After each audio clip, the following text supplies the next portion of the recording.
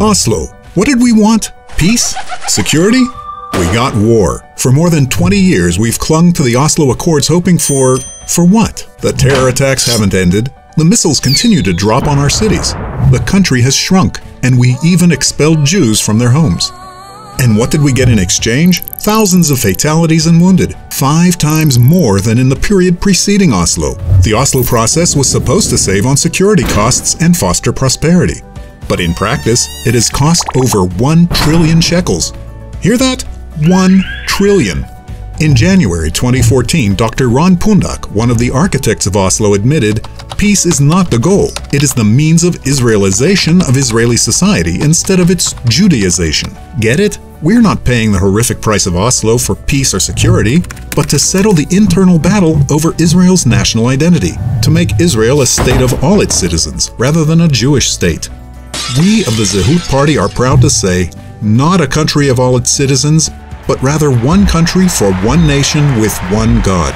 In other words, a Jewish state. We also demand an end to the occupation, but our solution is not flight from our identity and our land, but just the opposite, faithfulness to our identity and loyalty to the land. What's our plan? First of all, let's put the facts on the table. 1. This is our land. The land between the Jordan River and the Mediterranean Sea is the land of Israel and not the land of Ishmael. This is the land of the Jewish nation, exclusively. Second, when we say that openly and proudly, international law recognizes it, and the Levy report already showed that. Third, time is on our side. Israeli demographics is winning. Within 15 years, there will be a Jewish majority of 80% between the Mediterranean Sea and the Jordan River. Fourth, most of the non-Jewish residents of this area would like to emigrate, and some of them have already done so.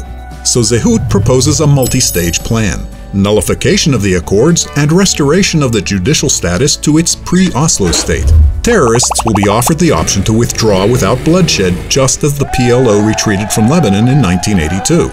The IDF will reassert control over the entire area just as it did in Operation Defensive Shield, and the State of Israel will exercise full sovereignty over the entire country.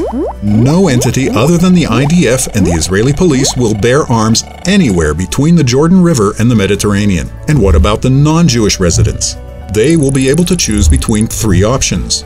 We will help those residents who are interested to sell their property and to emigrate to wherever they wish. Those who stay and openly declare their loyalty to Israel will receive permanent resident status in the country of the Jewish people, just like residents of other Western countries. The few who wish to become loyal Israeli citizens and serve in the army, like the Druze community in Israel, for example, will be able to receive full citizenship following a lengthy and in-depth examination. As soon as we, as Jews, determine our identity and stop acting like conquerors in our own land, the world will follow suit, leave the conflict behind, and accept our legal sovereignty.